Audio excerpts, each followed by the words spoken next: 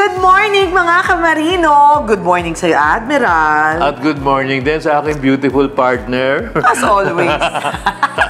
Happy weekend sa inyo mga kamarino. Magkakasama naman tayo ngayong Sabado, ha? Kamusta naman? Ang lahat sa inyo mga kamarino, kayo ba ay may hangover pa? Dahil sa napakasayang selebrasyon na naganap last June. Yung Day of the Seafarer. Day of the Seafarer. Imagine, ang daming ganap, Admiral, di ba? Ikaw, busy ka eh. Ang dami ako. Busog ako pagkatapos maapa. Buong araw halos palipat-lipat. Oo nga. Magkabi-kabila yung party. Kaya lang, anyway, ang konsuelo natin, our consolation is that maraming masaya. Nag-enjoy sila. Meron tayong mga pa-premyo, may mga giveaways. So, happy lahat. Yun naman ang importante, dapat smile, happy lahat. At syempre, sabi nga natin, Day of the Seafarers yun sa ating mga kamarino. At dahil tayo ay yan ang marino, para sa inyo talaga yung araw na yan. Pero Admiral, sabi mo nga, lumipat-lipat ka ng selebrasyon, di ba? Nahilo-hilo ka ng kakalipat ng selebrasyon. Pero nakita mo naman yung ngiti ng mga seafarers, di ba? Talaga masaya. Kasi alam mo na Pilipino eh. Basta may pagkain, may music, maingay, masaya yan. Masaya yan! Lalo na kung may mainom. Dagdag na yung merong mainom. Right. Pero responsible drinking tawag dyan. Pero teka muna, Admiral. Bakit nga ba merong Day of the Seafarers? Ito yung dinesignate ng International Maritime Organization. Noong 2010, yung amendment to the STCW ng IMO, dito ginawa sa Manila. Kaya ang pangalan ng amendments na yon, Manila Amendment. Ay, ang ganda. Galing. So, nung day na yon, nung time na yon, dineclare nila na we will designate June 25 as the Day of the Seafarer para bigyan pugay ang lahat ng seafarers. International to, buong mundo. Kaya pala, at saka syempre nga naman, bilang tayo ay #1 seafaring country in the world, meaning kasi nga 30% ng seafarers ay puro mga Pilipino, di ba? Filipino seafarers. Kaya ang ganda, no? Manila, dito itinatag, dito rin ni-launch. So imagine, 14 years na sineselebrate natin yan. So ibig sabihin, hindi lang dito sa Pilipinas, international. Sineselebrate pa sa ibang bansa yun? Yeah. Lahat. Really? Tayo pinakamarami. Tayo pinakamarami. Kaya tayo pinakamatagal eh. Kung minsan kasi hindi lang June 25 mismo, kung minsan June 24 pa lang may activity na. Kaya naman. May aabot ng June 26. So, kasi madami tayong pinupuntahan, maraming mga offices na nagse-celebrate. Siyempre gusto naman nila na yung mga VIP pupunta sa kanila. Hindi naman pwedeng pumunta dahil nakapako doon sa dami ng celebration. Right. Eto na ang celebration. Pinag-uusapan natin celebration. I'm sure, gustong-gusto na nang mapanood ng ating mga kamarino, mga kaganapan dyan. Yung mga wala kasi dito, manood na lang kayo dito sa Yanang Marino, ha? Kaya wag na nating patagalin pa. Eto na po ang continuation ng ating part 1. Eto na ang part 2 ng Day of the Seafarer Celebration. Hatid pa rin sa atin yan ng GCash. At syempre, pasasalamat sa AMOSUP at sa Maritime Academy of Asia and the Pacific. Ito ang para sa inyo, mga kamarino. Kaya dyan lamang kayo, ha? Sabay-sabay nating ipagpatuloy at ipagdiwang. 2 araw nga, pati yung ating show. Imagine, sa dami. Hindi natapos. Hindi kaya. Hindi natapos ng part 1. Ito yung pagbibigay pugay sa ating mga marino. Yan. Kahit sa amang sulok ng mundo, atin silang ipagpupugay dahil sa kanilang ginawa. Sila nagpatuloy ng kalakal dito sa buong mundo. Yan. Kaya naman, all aboard dito sa Yan ang Marino.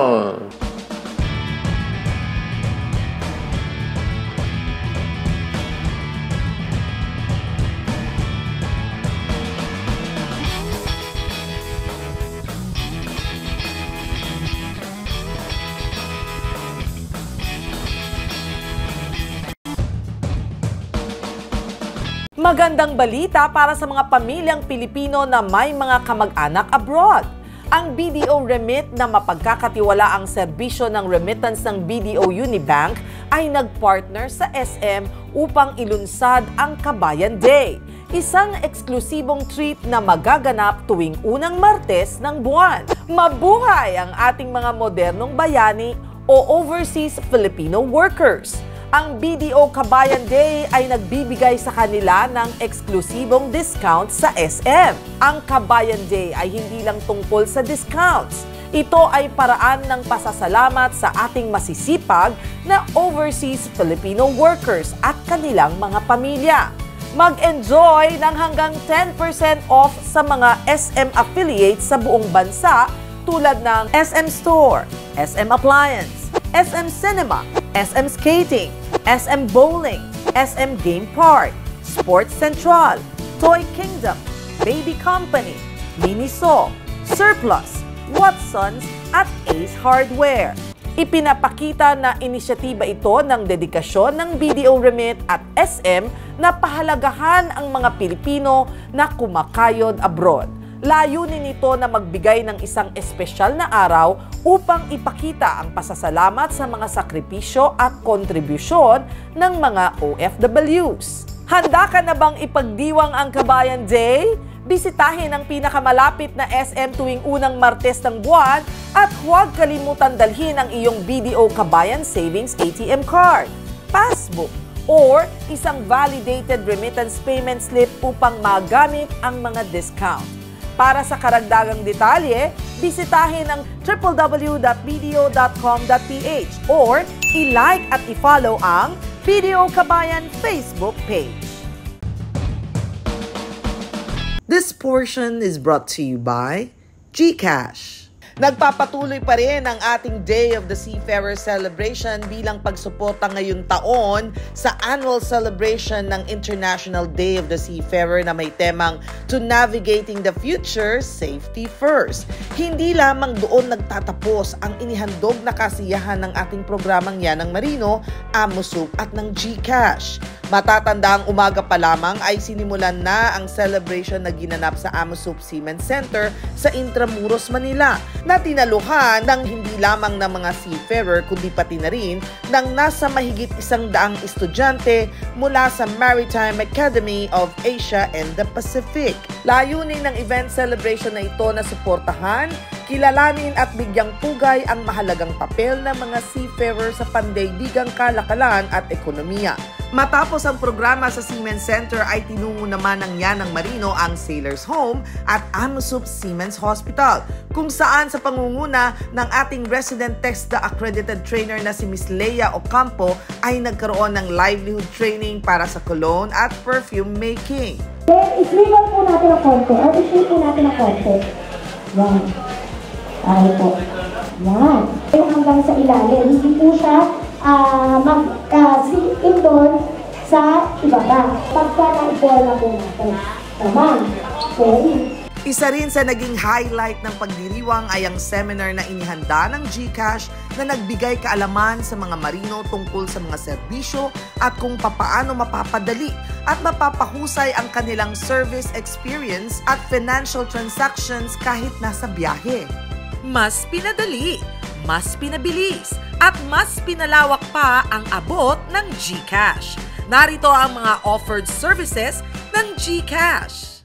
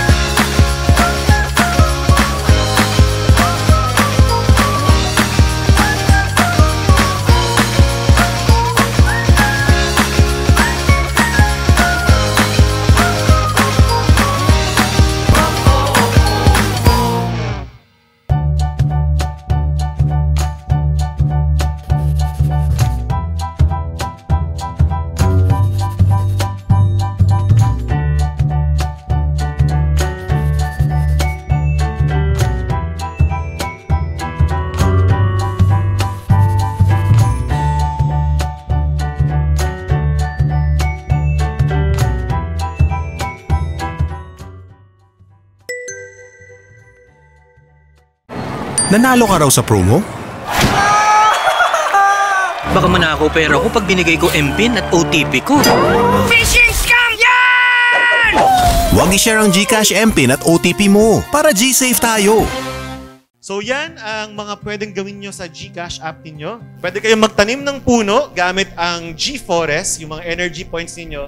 Tapos, pwede mamili din kayo anong klaseng puno or ang punong itanim na sa G-Forest. Tapos, meron kayong certificate na makuha na nakapagtanim kayo. So, at least kayo, nakapagtanim kayo kahit na remotely. Ayan. So, ang G-Forest ay nakapagtanim na ng 2.7 million actual trees sa buong Pilipinas. Eventually, kapag nakapagsampa na kayo at may papadala na kayo sa inyong mga magulang, pwede nyo rin silang bigyan ng opportunities para magnegosyo. So, ito yung mga GCash Pera Outlet na kung saan pwede silang maging pera outlet partner. No? Pwede silang magpa-cash in sa inyong mga sari-sari store, magpadala ng bills, etc. So, muli maraming salamat at good day, Camarino. Ang mga ito ay talaga namang naging kapaki-pakinabang para sa mga kababayan nating marinero at sa responsable nilang pagmamanage ng kanilang mga hard-earned money.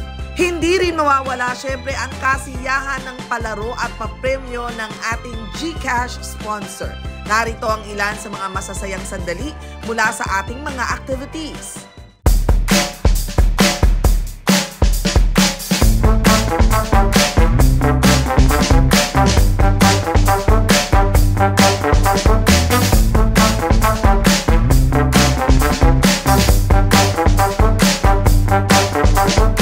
This portion was brought to you by GCash. Magandang balita para sa mga pamilyang Pilipino na may mga kamag-anak abroad.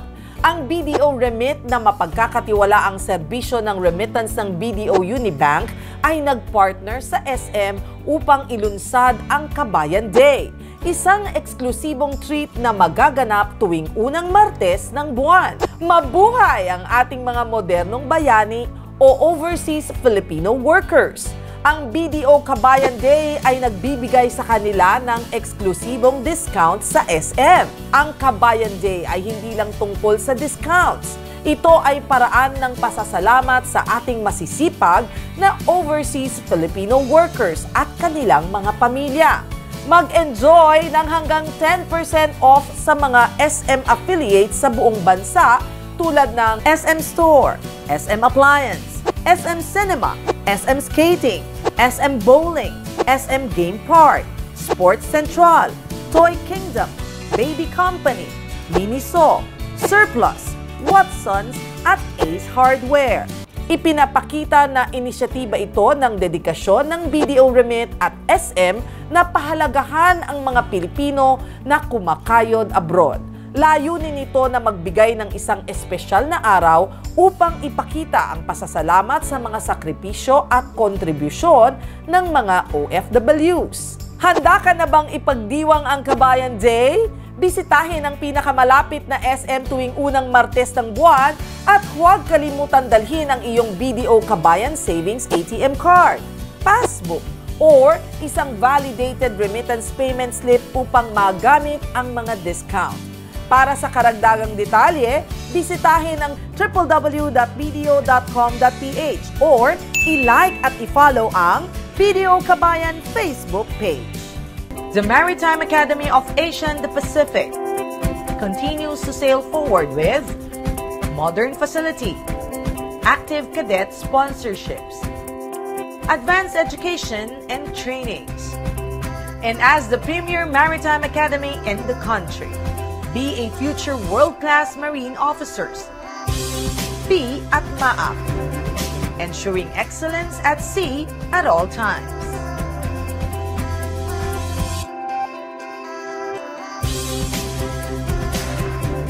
Ang bawat bayaning Pilipinong magdaragat, may kaagapay, may kaibigan, may kakampi, may kasangga, may kabalikat.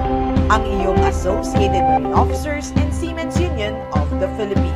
Kasama mo sa tunay na malasakit. Dahil AMUSUP cares.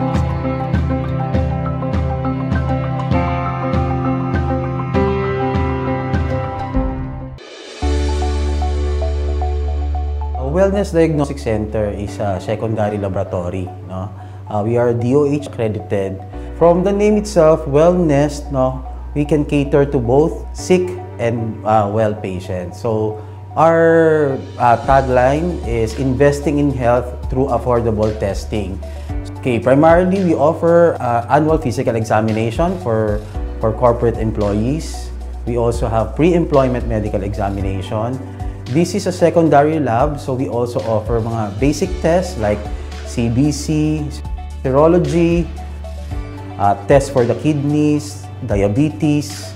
We also have an X-ray machine. We also have an ECG para sa cardiac monitoring. We also offer drug testing. We also offer RT-PCR and COVID antigen tests. But we also offer vaccinations, like flu vaccines, pneumonia vaccines. For those who are interested, they may contact us through our mobile number. It's 0991-440-0749 or through our email address, wellnessdc@gmail.com.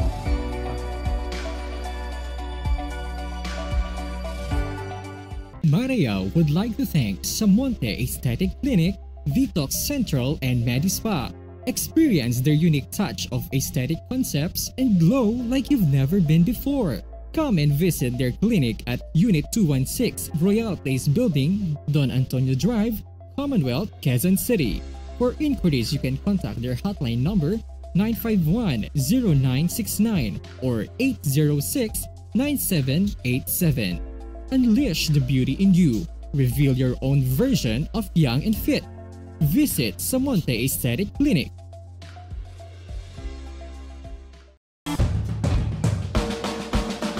This portion is brought to you by SM Supermalls. Nagkaroon tayo ng financial literacy at debt management na kailangan ng ating mga kamarino. Hatid sa atin yan ng Philippine Trade Training Center.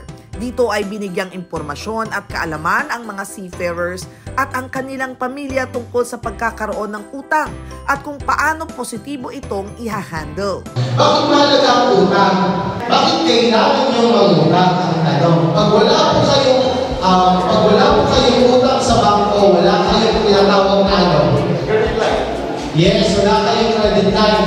Pag may nangyari po sa inyo o sa pamilya ninyo, wala kayong utang sa bangko, mahirap po kayong umutang kasi wala kayong credit record. Pero kung meron po kayong credit record sa mga bangko at nahuhulugan nyo po sila on time, nababayaran nyo po sila, tumataas po yung credit line ninyo at milyon-milyon yung pwede nyo utangin. Unlike sa wala talaga kayong bank footprint. Masakit yun, nakakatakot yun. Kasi kapag wala po kayo ng trabaho, hindi kayo papautangin ng bangko. Kasi hindi nila alam kung sino ka, kung nangutang ka na ba before. So mangutang kayo, kaya tama yung sinasabi nila na mangutang ka kapag meron kang credit line. Tapos bayaran mo agad. Bakit? Kasi pag binayaran mo agad, sasabihin ng bangko, ito si Mama pangalan mo. Ay si Mama Raquel, in 1 year time, nabayaran niya yung utang niya. Tataasan ko yung credit line niya, gagawin ko 500,000. Ay ginawa ni Mama Raquel, binayaran niya rin agad in 3 months time. Sabi, ay, magurunong magbayad si Mama Raquel. Gagawin ko 750,000 yung utang niya. So, yung credit line niya sa utang. Tumataas kasi meron siya bank footprint. So, yung mga wala pong utang sa mga bangko dito, I cannot assure na kapag nag-apply po kayo ng loan, ma-approve. Okay, baka mahirapan po kayo. So, mag-start po kayo sa 5,000, 10,000, basta magkaroon po kayo ng footprint.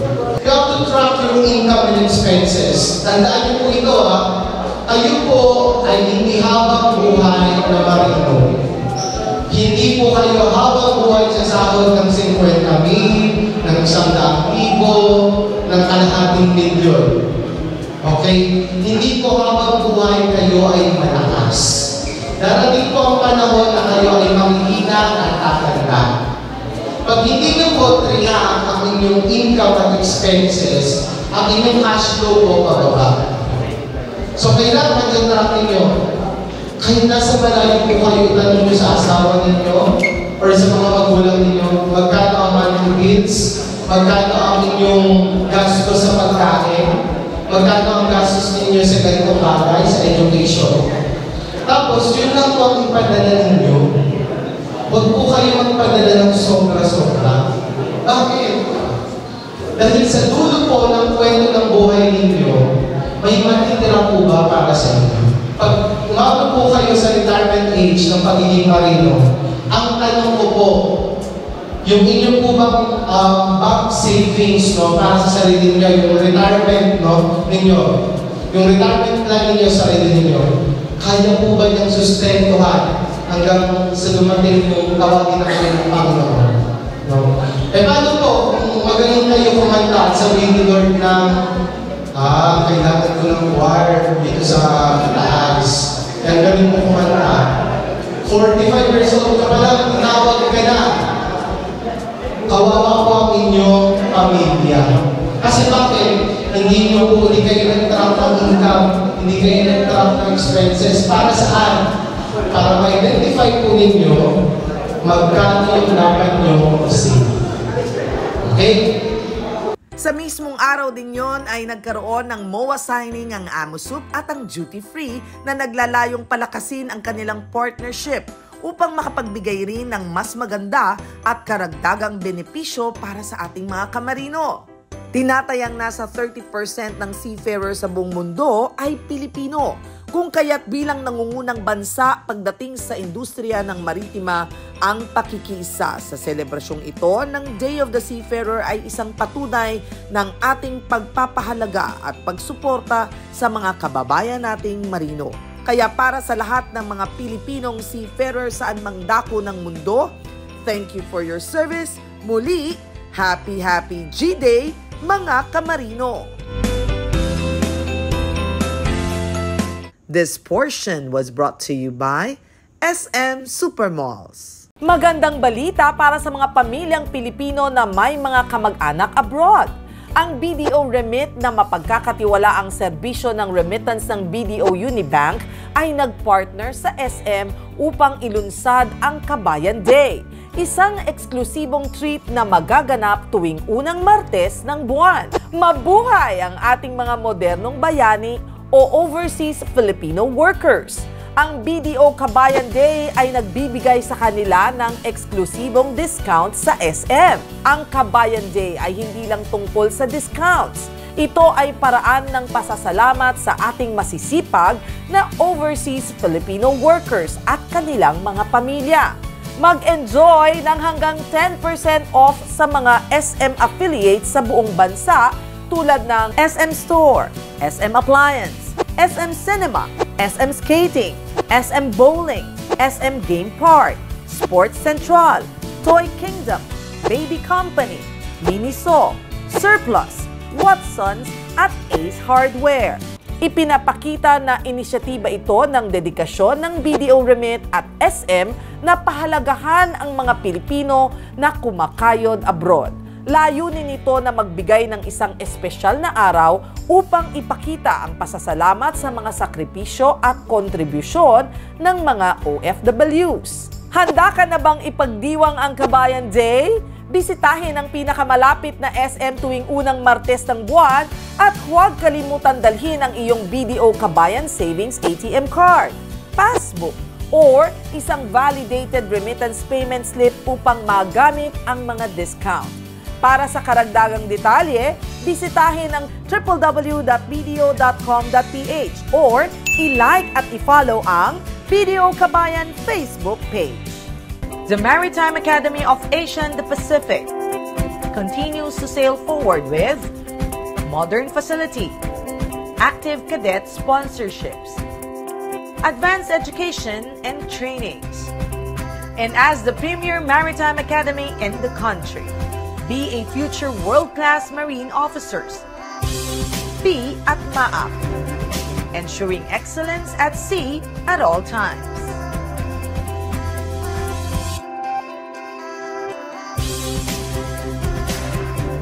Ang bawat bayaning Pilipinong magdaragat, may kaagapay, may kaibigan, may kakampi, may kasangga, may kabalikat. Ang iyong Associated Marine Officers and Seamen's Union of the Philippines. Kasama mo sa tunay na malasakit dahil Amosup cares.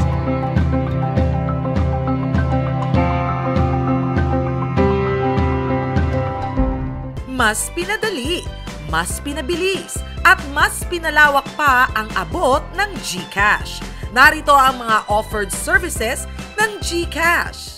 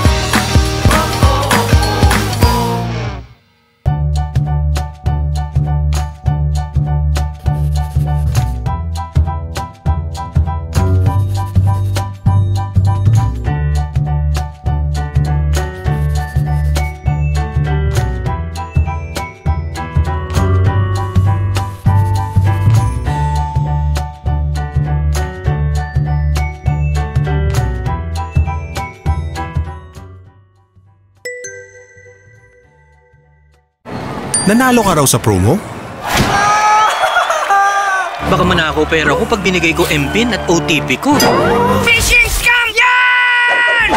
Huwag i-share ang GCash, MPIN at OTP mo para G-Safe tayo.